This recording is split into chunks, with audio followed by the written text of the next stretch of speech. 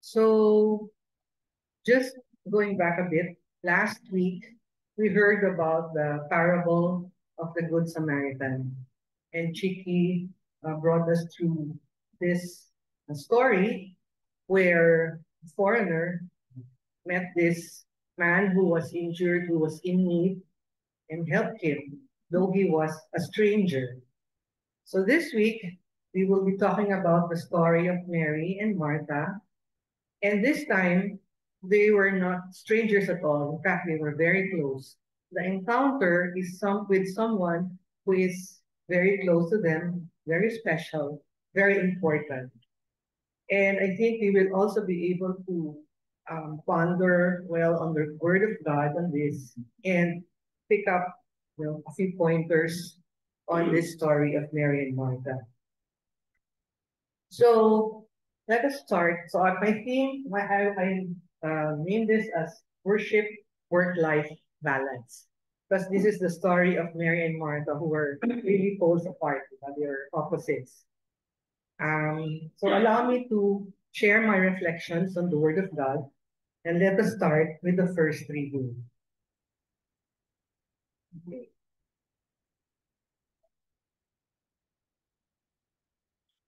Okay. So in the first reading,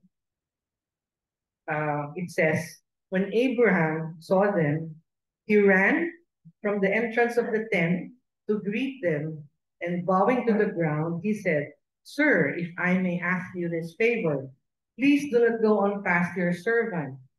Let some water be brought, that you may bathe your feet, and then rest yourselves under the tree.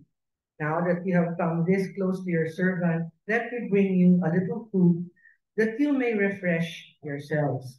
And afterward you may go on your way. This is taken from Genesis 18, verses 2 to 5. So from this, like the question that came to my mind was, there were VIPs that Abraham saw from a distance. So my question was, how do we welcome VIPs in our life? So if we will look at how Abraham reacted, I would say that the way he welcomed these VIPs was with excitement. And why do I say that? Because he ran and he bowed to greet them. Also, he welcomed these VIPs with attentive treatment. Why? Because he offered water to them, he offered a resting place, knowing that they were tired from a long journey. And he even added an extra dose of tender loving care, or TLC. Because this is really to acknowledge the special privilege, of seeing someone who's very important up close and personal, and who decided to spend time with him. Because he brought special food and waited on them. So this message is also reiterated in the gospel, where we read, Jesus entered the village, where a woman whose name was Martha welcomed him. She had a sister named Mary who sat beside the Lord at his feet, listening to him speak. Martha, burdened with much serving, came to him. So I underlined the main words, no? So actually, it was Martha who saw Jesus first, and she was the one who eagerly welcomed him. Then Mary saw him next, and also with eagerness welcomed him by immediately sitting beside him. So here we see two ways of welcoming a VIP. We know that Jesus is a VIP to them. He was very close. He was not just a friend, but also their teacher. So we see here two ways of welcoming a VIP. No? First, one was to prepare a nice meal for him, and the other way was to give him his full attention. In both ways, they're giving him their best TLC, a tender loving care, in accordance with what they were good at.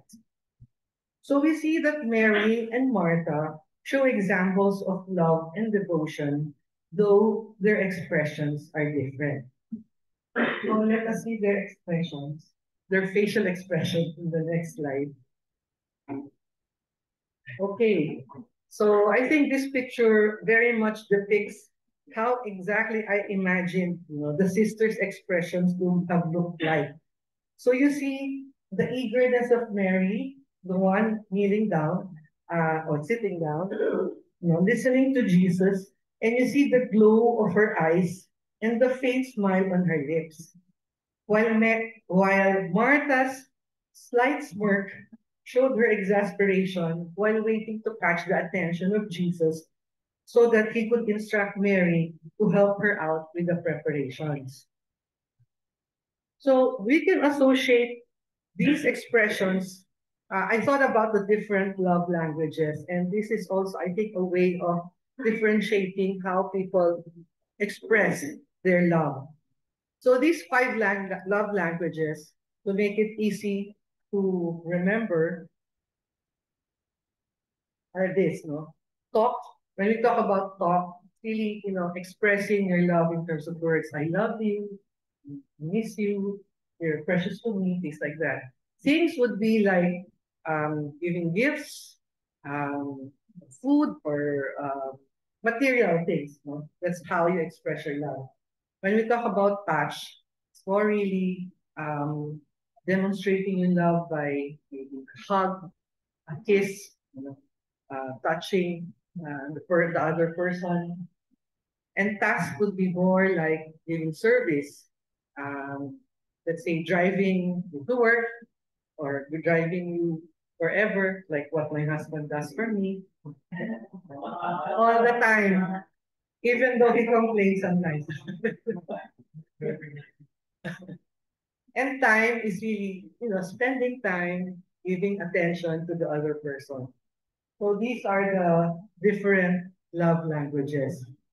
So I would say that Martha's love language seems to be task, because she shows her love for Jesus by rendering service to him. In this case, preparing a special meal for him. Mary, on the other hand, shows her love by giving Jesus her time to be fully attentive to his teachings. I would like to mention here that my mother, I think, is an exemplary model of someone who shows her love language in terms of tasks. No? She was an employee, a government employee for most of her life, and she really provided well for her family along with my father. So they were partners, in bringing us up. And she would really take care of all our requirements. And not only that, aside from our immediate family, she would also help out other people, like our household help. She would send them to, let's say, the boy to driving school so that he could be gainfully employed later on.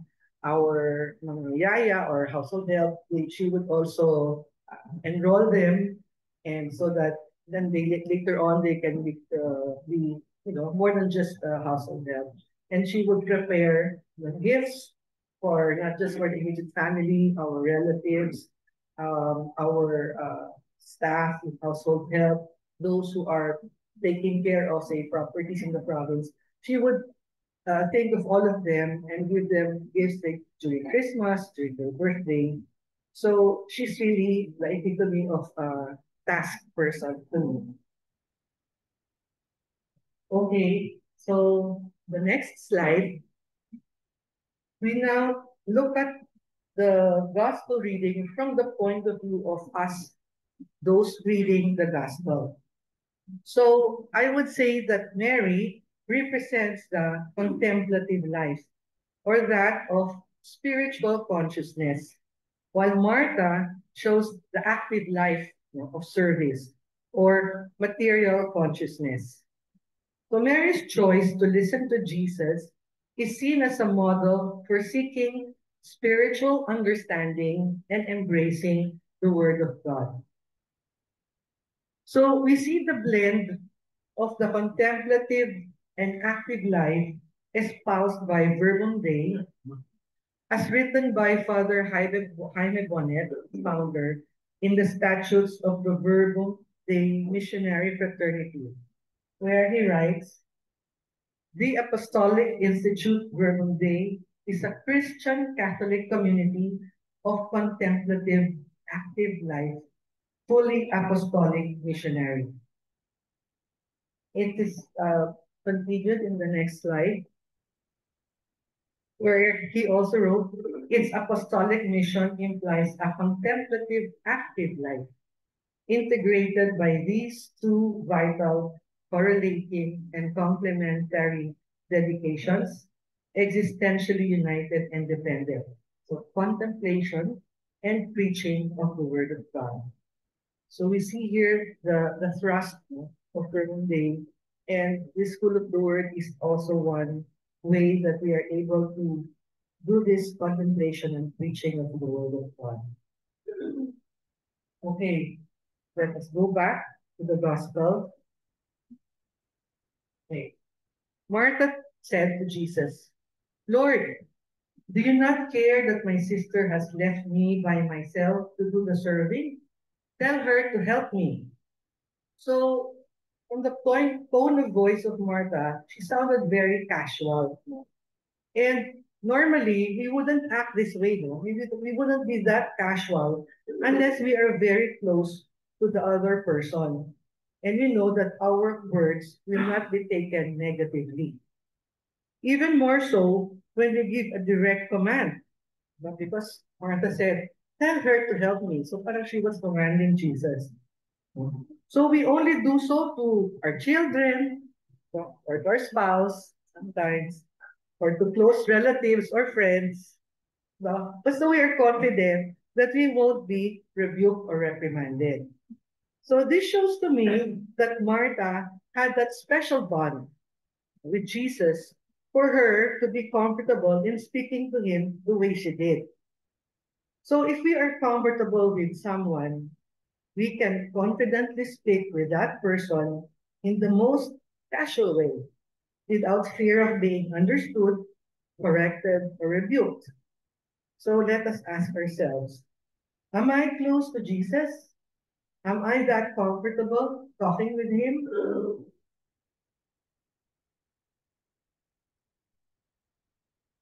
Okay. So let us continue with the gospel. So what was the Lord's reply? The Lord said to her in reply, Martha, Martha, you are anxious and worried about many things. There is need of only one thing. Mary has chosen the better part, and it will not be taken from her. So from here, we see that Jesus' tone is equally casual. So I see he's mentioning Martha's name twice as a form of endearment. And he did not say that what she was doing was wrong. He teaches us, he leads us in the most loving way. So let us again ask ourselves, so why don't I go to Jesus more often and listen to his message for me in different circumstances? Another thing that I reflected on was that the Lord gives us a choice. He does not force us on one particular course of action. He allows our free will to dictate on us what we should do or what we give priority to. He allows us to reflect on our choices and actions. That's free will for you. So that's what he also gave to Mary and Martha, the freedom of choice.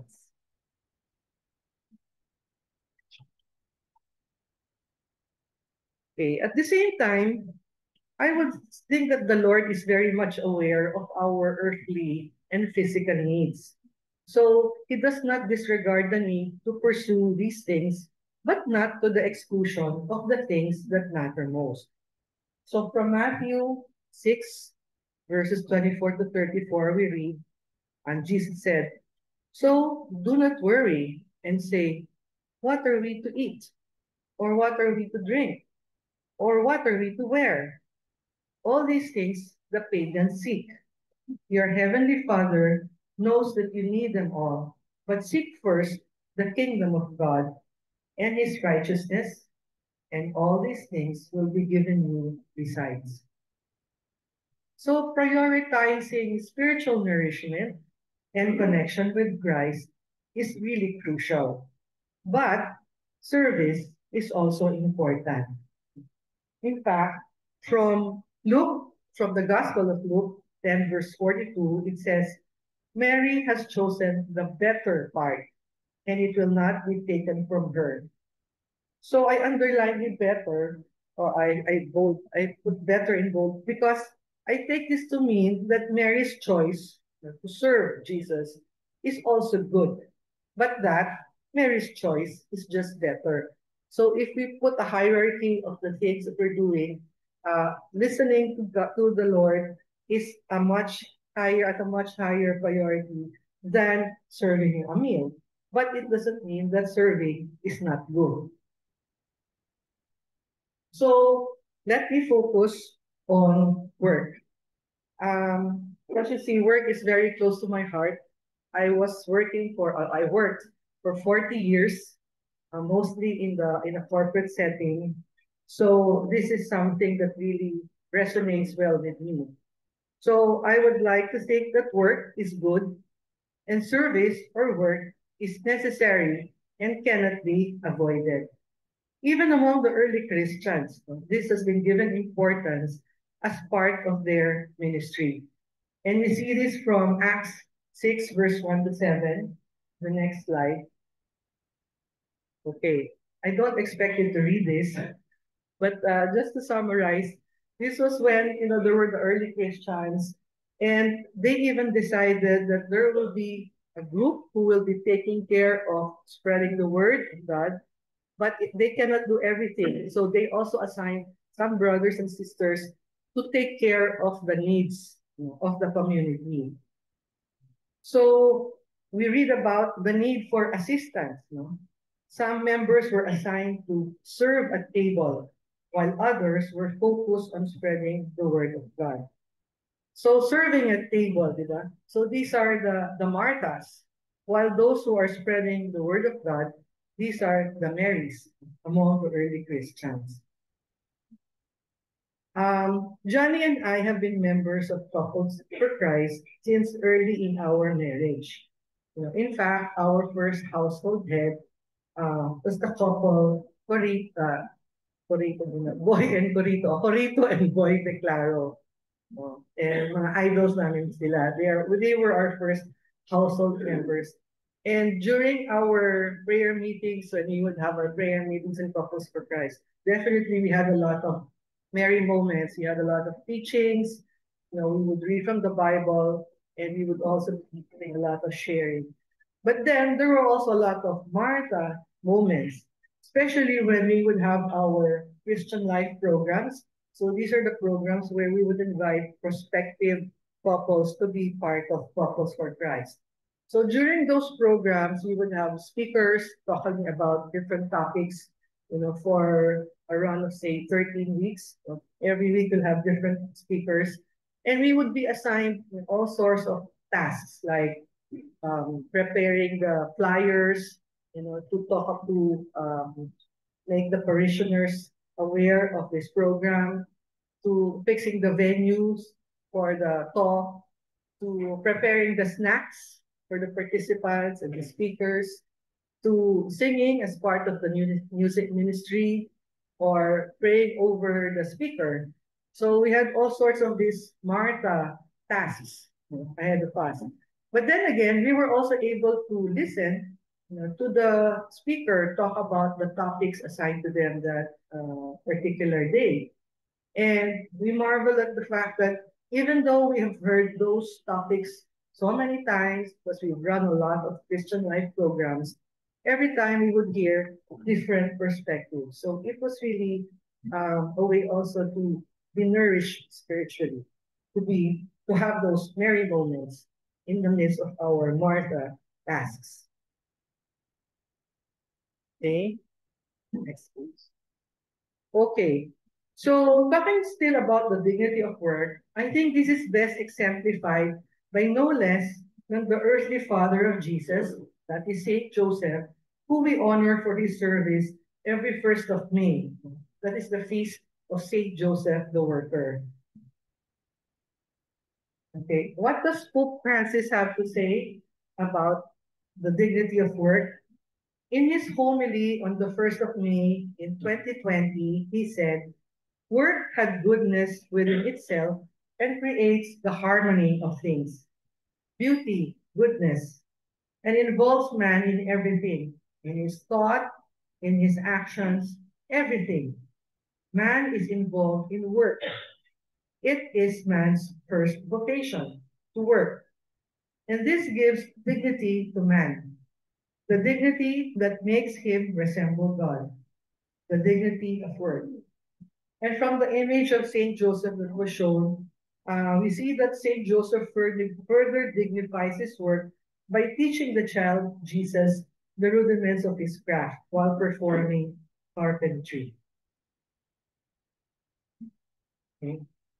So this is further reinforced in the Catechism of the Catholic Church, 2427, where it says, human work proceeds directly from persons created in the image of God and called to prolong the work of creation by subduing the earth, both with and for one another.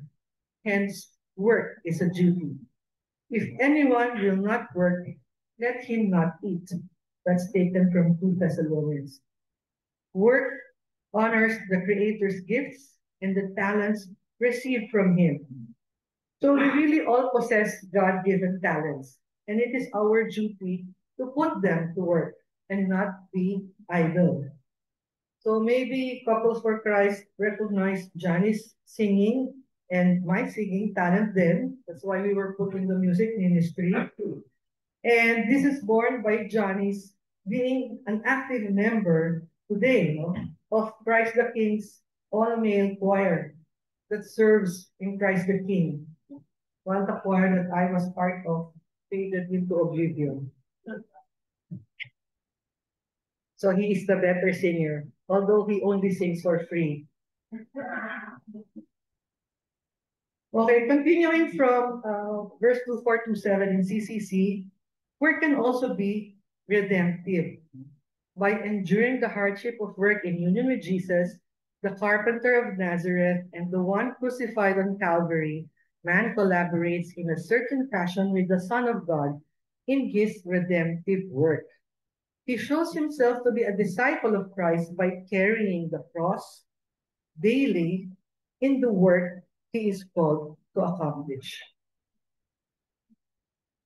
So part of my emulating Mary in preparing this talk was to read about the lives of saints.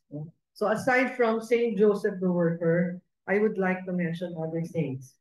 And this is one of the saints that I read about, Saint Zita of Lucca, Italy. Yes, I thought of her exactly because I remember a TV show from my childhood, Santa Zita and Mary Rose. And I don't know if some of you still remember that. That will show our age. She is the patron saint of domestic workers, housekeepers, waitresses, and household chores. She was born into a poor family, entered domestic service at the age of 12, and served the same family, that's the Fatinelli family, for 48 years. She was taught by her mother from an early age to seek God's will in all circumstances. She always rose many hours before the rest of the family and took care to hear Mass every morning before she began work. So she looked upon her work primarily as a means of serving God and kept herself mindful of His presence during long hours of exhausting tasks. So the Fatinelli family, which had caused her a lot of suffering initially, eventually contributed to the cause of her canonization. I guess they were also transformed. No? Her body was exhumed in 1580 and discovered to be miraculously incorrupt. The body is on display for public veneration in the Basilica di San Frediano in Lucca, Italy. So talk about Martha was able to also blend in, Mary into her life and not disrupt her daily chores. So in the next page, I have here another saint, So I'm also inspired to share the story of Saint Isidore the farmer or the laborer. Kaya in Tagalog, San Isidro Labrador. Diba, the laborer. So he was born in Madrid, also to poor, devout parents. He spent his life as a hired hand in the service of a wealthy landowner. During his lifetime, he had the gift of miracles. If he was late for work because he went to Mass, an angel was seen plowing the field for him. He was canonized on June 4, 1725, and he is widely venerated as the patron saint of farmers, peasants, day laborers, and agriculture in general, as well as bricklayers. We celebrate his feast day every 15th of May, which is also the fiesta in Lukban, Quezon, where they have the pahiyas, because their patron saint is San Isidro Labrador, it being an agricultural town. So I mentioned San Isidro Labrador because last May 15, Johnny and I heard Mass at the Padre Pio Chapel in Libis. And I was struck by the priest's homily. I forgot his name though, because in Padre Pio, they have many priests saying Mass, diba? So that particular day, I forgot who he was. But he was talking about work-life balance. And he said that when you talk about work-life balance, it connotes competition between two opposing forces. Well, parang work versus life outside work. But he said that it need not be a competition. Instead, there should be a blending of work and worship, not like what Saint Isidore did. Like Saint Isidore would wake up very early to hear Mass before he started his day's work. The same is true with Saint Zita, who took care to hear Mass every morning because before she began her work. So that's blending.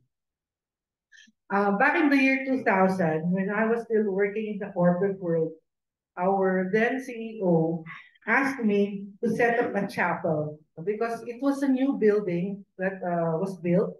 We just moved in. I remember because that was Y2K. And he asked me to help out in setting up the chapel. So I did not have any experience at all. I wasn't active in the church or the Catholic community in our office. But he asked me, so I readily agreed. Of course, goes without saying that the expectation is that I will not neglect my duties as an employee of that company. So I took on the task. It included purchasing materials for the chapel, the garments of the priests, linen and other stuff, and the vessels for the altar, as well as coordinating with the organization who will assign the priests, lectors, and commentators for the masses. So it was very fulfilling to see this community build up in our building. And it grew as we offered masses during lunchtime on weekdays. And from time to time, we would have talks or recollections in after office hours. So at the time, I mean, before then, we would go to PCI Bank, walk several minutes under the heat of the sun, and go to mass there, di ba? Yung midday mass in PCI Bank. This time, it was so convenient. It was just in our office. And it was really a good way to blend Mary and Martha. So during the day, we would do our Martha tasks. But during midday, we would have our time for rest, time for reflection, and time to be with the Lord, our very moments. So that was, I would say, how I blended Mary and Martha, while fulfilling my corporate duties. Although I wouldn't say that I was able to hear Mass daily. Pag merong meeting, siyempre, pag tinawag ng CEO, I have to give him priority. Okay, so I have another saint to share with you. So the last one is Saint Jose Maria Escriva. Opus Dei, the organization we founded, encourages its members to live faithful and holy Christian lives in the midst of their chosen profession and ordinary duties. He was a Spanish Catholic priest who was canonized in 2002 by Saint Pope John Paul II, who declared Jose Maria should be counted among the great witnesses of Christianity. Pope John Paul I, Pope John Paul II, Pope Benedict XVI, Pope Francis, Oscar Romero, and many other Catholic leaders have endorsed Escriva's teaching concerning the universal call to holiness, the role of the laity, and the sanctifying effect of ordinary work. So really, I think he was espousing doing our work, ordinary work, in an extraordinary way and offering it to our Lord. So, for as long as our heart is in the right place and we do our work for the right reasons, without neglecting and by living out the teachings of our Lord, we will be in good stead. And how exactly do we live out the Lord's teachings? The responsorial psalm in the readings for Sunday show us the way. One who walks blamelessly and does justice, who harms not his fellow man, who lends not his money at usury. He who does justice will live in the presence of the Lord. So this is the way that we live out the Lord's teachings. And to be in the presence of the Lord, being with the Lord, we now see from the second reading, it's taken from Colossians 1:24 to 28, that we have been chosen by God to learn about the riches of the glory of his mystery through the word of God. He says there, it's written, but now it has been manifested to his holy ones, to whom God chose to make known the riches of the glory of this mystery among the Gentiles. It is Christ in you, the hope for glory. It is he whom we proclaim, admonishing everyone and teaching everyone with all wisdom, that we may present everyone perfect in Christ. So we have the Word of God as the source of his teachings and examples to emulate in our daily living. Okay. So as I reflect back on the scene in the Gospel of Mary and Martha, I'm also drawn to the realization that Jesus gave a gift to Mary and Martha. This was the time when he was doing his ministry, and we know that he was very, very busy. He was teaching, he was curing the sick, he was teaching his disciples. But despite his busy schedule, he made time to visit Mary and Martha. So he gifted them with his presence. And how did the sisters receive this gift from Jesus? In the case of Mary, she received his gift by having a teachable spirit. In the case of Martha, she received his gift by lovingly serving him. So in both cases, they received his gift with love and joy in their hearts because they received him by offering him the best of themselves.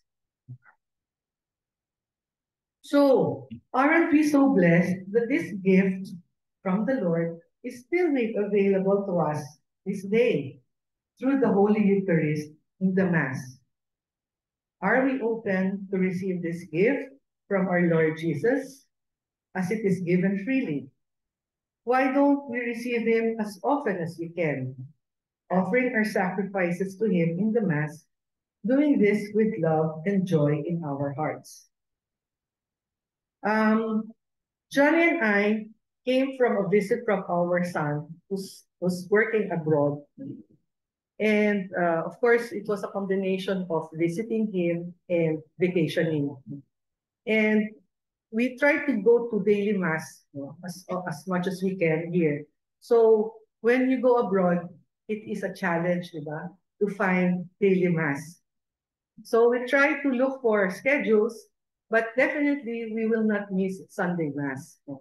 And in other countries, of course, they will not speak in English if it's not in the Americas. So what we would do, we would already download the readings in English so that even if we participate in a mass that's said in another language, we can still follow.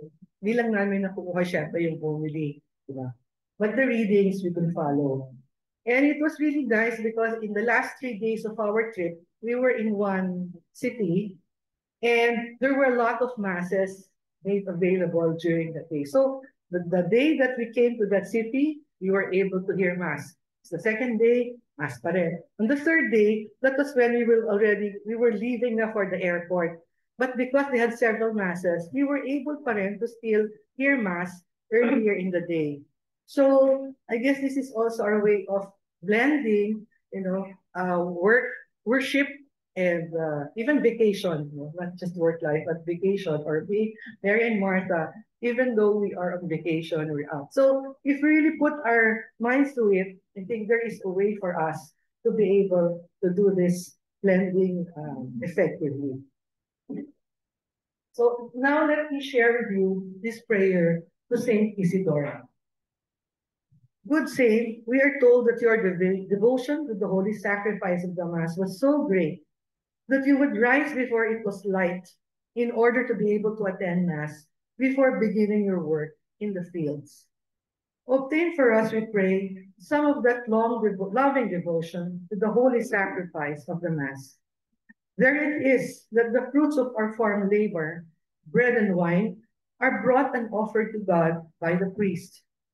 Then, in the consecration, Christ Himself, body and blood, soul and divinity, becomes present on our altars under the appearances of this same bread and wine. And in what was the altar bread? He comes to us to be the very food of our souls. If we deeply realize the value and beauty of Holy Mass, we will be very happy to attend as often as we possibly can. Help us to understand that in the Mass, we offer ourselves to God with Christ by the hands of the priests. There we can bring to God all that we do and offer it to Him in union with His holy sacrifice. The oftener we do this now, the happier we shall be hereafter. Good Saint Isidore, bless us and our labors, that we may someday reap the reward of good works with you in heaven. Amen. Okay. May the favor of the Lord our God be ours. Prosper the work of our hands. Prosper the work of our hands. So on a final note, let us not forget that 2025 this year is a jubilee year with the motto Pilgrims of Hope. So I imagine us going on a journey, a pilgrimage, just as Jesus was on a journey when he visited Mary and Martha in Bethany in the Gospel of St. Luke. So let us make this journey meaningful and purposeful, trying to blend our worship and work along the way in companionship with our Lord Jesus Christ, with the guidance of the Holy Spirit, in unity with the God our Father, through the intercession of the Blessed Virgin Mary and all the saints. Amen. So I pray that all of you will find your balance of worship and work life, of Mary and Martha in your life. Thank you. So here are the questions for you to reflect on. First, please go to the gospel again. And who do you identify with more? Mary or Martha or perhaps Jesus? And please cite certain instances to illustrate. Second, are you able to blend worship and work in your daily life? What challenges do you have to hurdle? And third, is there someone or are there someone whom you'd want to pray for and encourage to better blend worship and work in their lives? And how do you intend to go about it?